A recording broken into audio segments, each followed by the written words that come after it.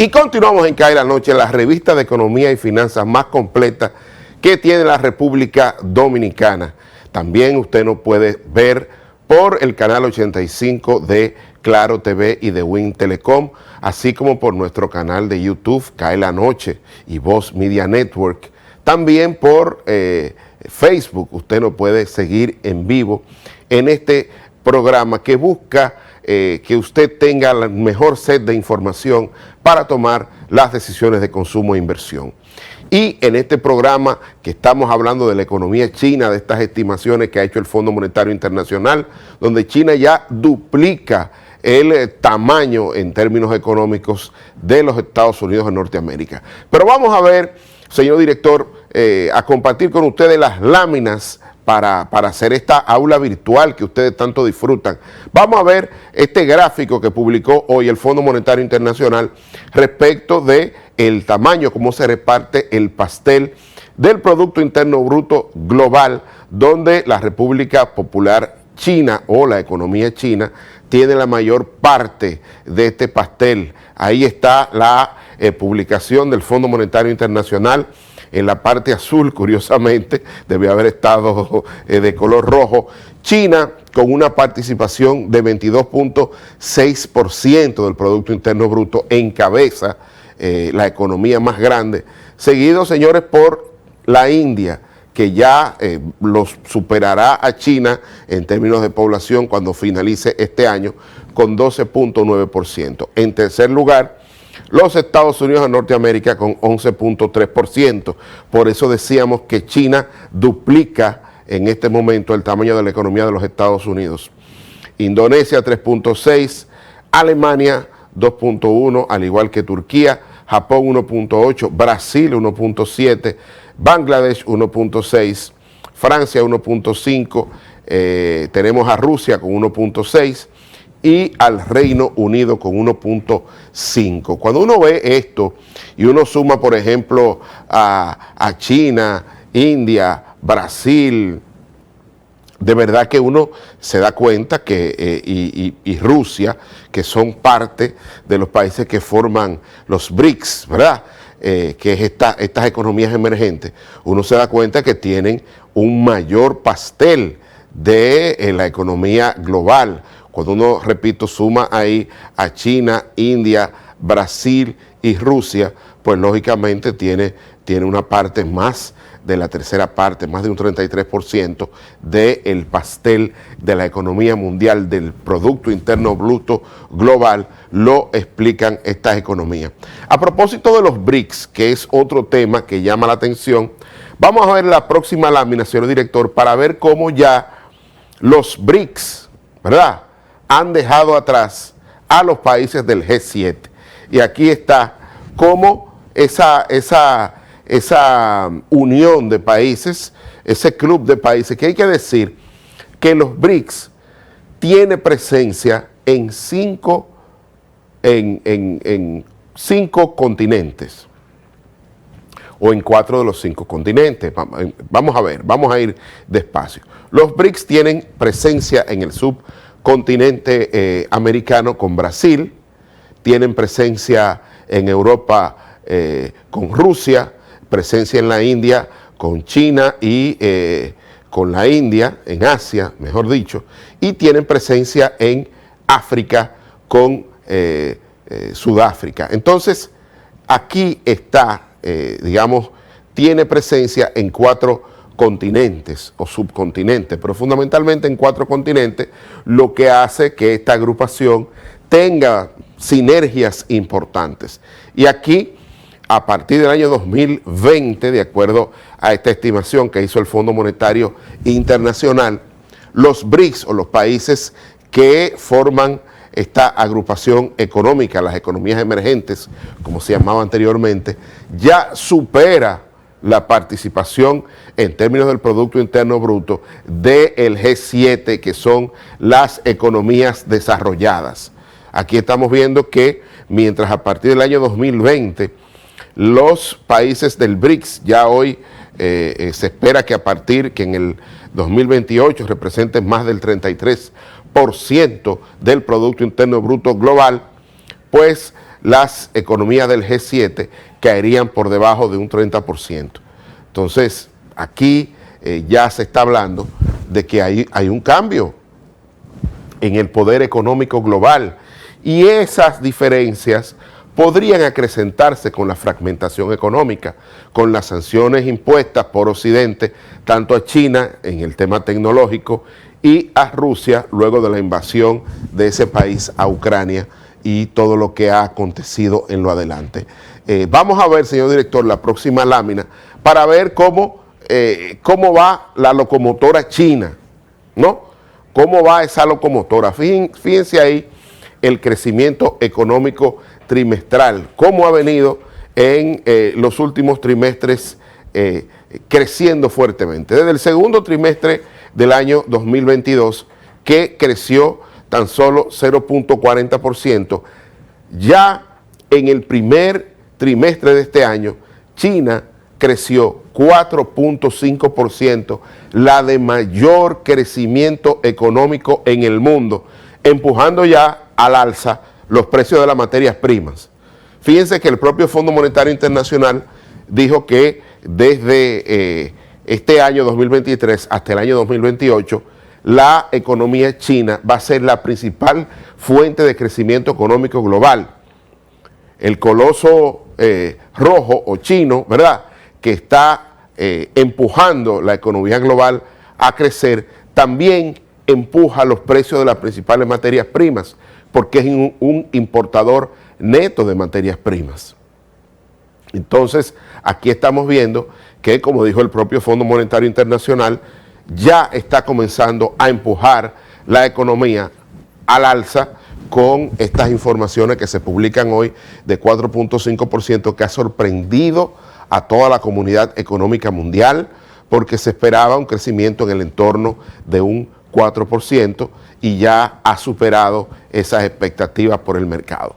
Pero vamos a ver cuáles son los elementos que comienzan a explicar este crecimiento chino importante que parece que va a continuar durante este y los próximos años. Vamos a seguir, señor director, con la próxima lámina para evaluar qué está pasando con el financiamiento.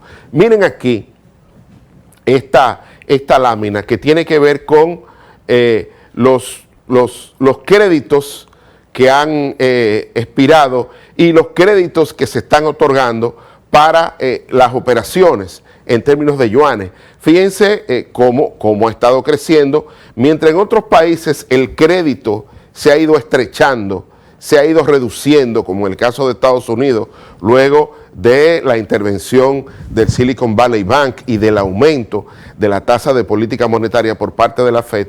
Miren lo que está pasando en China. Un financiamiento, un crédito importante que se está inyectando para facilitar las operaciones y el crecimiento económico, para que las empresas vean abaratar el crédito y las operaciones puedan fluir más rápidamente. Vamos a seguir con la próxima lámina, señor director, para que ustedes vean los requerimientos. Miren aquí cómo se han reducido en 25 puntos básicos los requerimientos de reservas. Ya en el caso de los bancos más grandes, los requerimientos de reserva están por debajo en este momento o ligeramente por encima del 10%, mientras que en el caso de los bancos rurales están en un 5% y los bancos pequeños están en el entorno de un 8%. Cuando uno compara esas tasas, porque estamos hablando de los requerimientos de reserva de los bancos, eso es lo que tienen que, mantener en reserva, el encaje legal, como decimos en República Dominicana. Fíjense qué bajo esos requerimientos de reserva cuando usted lo compara con los Estados Unidos. Esto ha hecho que el crédito, repito, fluya rápidamente, mejorando esas condiciones de crédito tanto para el consumo como para la inversión en China, y eso es lo que está empujando el crecimiento. Vamos a seguir viendo por sectores o el índice cómo ha estado funcionando. Vamos a ver la próxima lámina, señor director, cómo esa liquidez está mejorando ese índice el Surprise Index de China, fíjense cómo está en el entorno de los 64.8%. Es decir, cuando está por encima, está diciendo que está en plena expansión el crecimiento de ese índice en China, que es el que se usa para, digamos, evaluar cómo va el desempeño económico, cómo va la actividad económica en el coloso asiático. Vamos a seguir, señor director, con la próxima lámina para ver qué ha estado pasando. Fíjense el índice de manufactura. ¿Cómo ha estado? Cuando el índice es igual al 50%, no habría cambios. Fíjense cómo desde que enero de este año tuvo 50.1, después en febrero 52.6 y ahora 51.9. Es decir, estamos viendo que la actividad manufacturera está en terreno positivo, está creciendo, cuando uno lo compara con diciembre del año pasado, que estuvo muy por debajo en 47%, y desde septiembre del año anterior venía en terreno negativo por digamos, la estrategia de cero COVID que había estado afectando a China. Pero fíjense ya cómo comienza a crecer el índice manufacturero, ¿no? Vamos a seguir, señor director, para ver cómo van los servicios, para ver cómo va el índice de servicios. Vamos a ver la próxima lámina. Fíjense aquí cómo va también el índice de servicios, que va muchísimo más rápido. Ya en enero de este año iba por 54%, febrero 55.6% y en marzo pasado alcanzó prácticamente un 57%. Eso está hablando que es una economía que se está expandiendo, que está creciendo, que es algo así como la envidia de cualquier economía en Occidente y en el mundo. Aquí estamos viendo una estrategia de una estrategia país de China, que ya con estos números es indiscutiblemente la principal economía del mundo.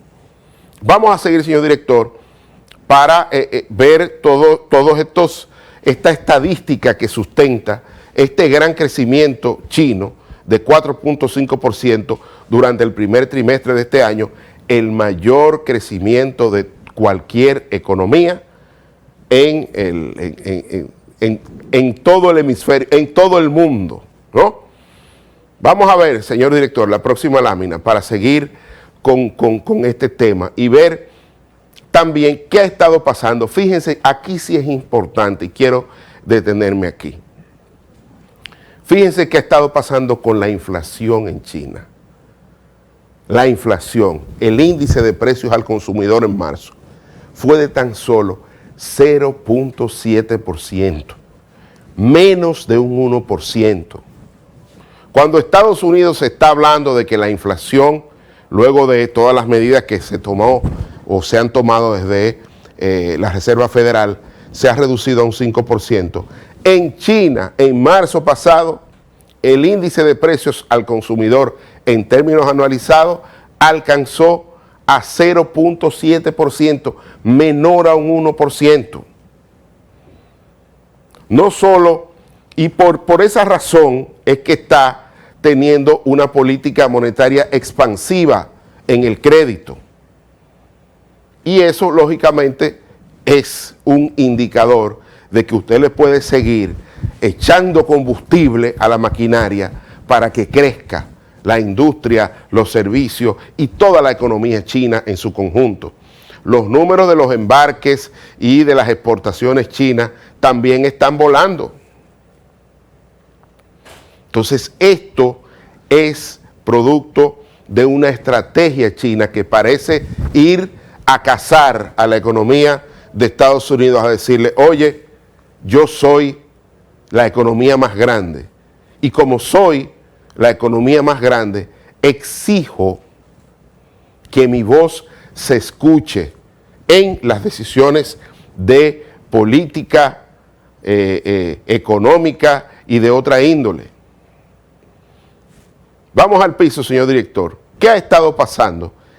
Que también, producto de este gran desempeño de la economía china, China hoy ha inaugurado o tiene el poder a través del Banco de Desarrollo de los BRICS, ¿verdad?, que preside la expresidenta, valga la redundancia, de Brasil, Dilma Rousseff, y que se va a convertir en un banco o una institución multilateral de crédito que va a competir con el Fondo Monetario Internacional.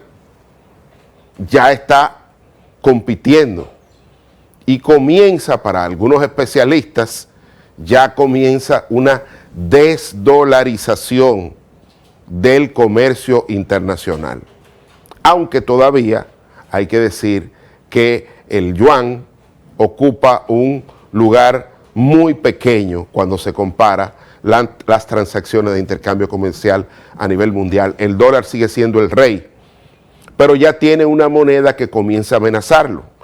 ¿Por qué? Porque durante la visita del presidente brasileño Luis Ignacio Lula da Silva a China, pues llegaron a múltiples acuerdos, entre ellos que el intercambio comercial entre Brasil y China sería en yuanes y en reales, no en dólares como se acostumbraba. También las inversiones chinas en materia de infraestructura energética en Rusia obligaría a los países de Europa que quieran o requieran gas natural o cualquier otro derivado del petróleo, como el gasoil, como le decimos aquí, que es el diésel, tendría que comprarlo también en yuanes.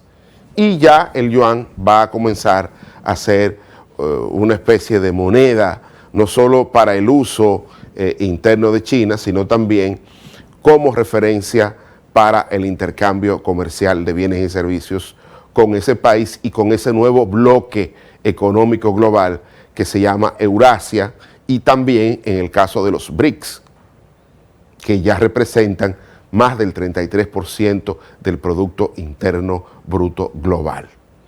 Estamos en una época de cambio que requiere, lejos de la fragmentación económica que está haciendo que los factores de producción pierdan productividad, se necesita de un multilateralismo que ponga a cada uno en la mesa de negociación en función de su peso específico en la economía global.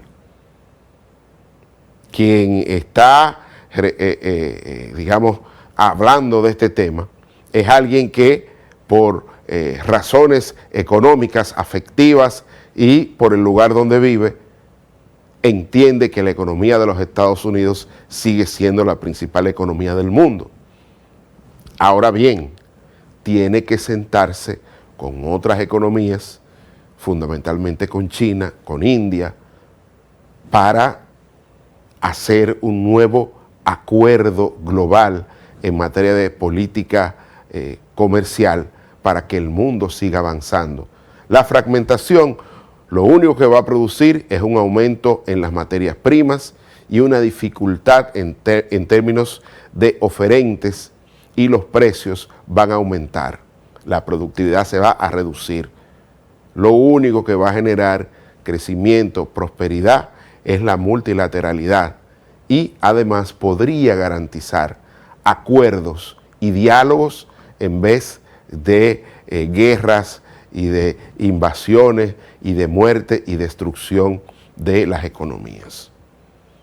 Quiero dejarlo ahí antes de irme a la pausa, porque entiendo necesario un diálogo más sincero que muestre, como lo ha hecho el Fondo Monetario Internacional, cuál es el peso específico de las economías del mundo, y en función de eso se requiere un nuevo acuerdo, un nuevo Bretton Woods, un nuevo acuerdo internacional.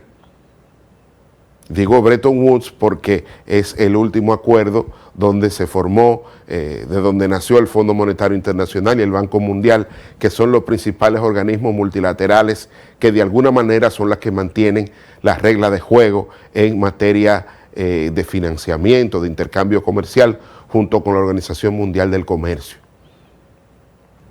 Se requiere un nuevo pacto comercial global que traiga paz, que traiga nuevas reglas de juego y que mejore la calidad de vida de los ciudadanos en toda la faz de la tierra. Vamos a la pausa y seguimos aquí en CAE la Noche.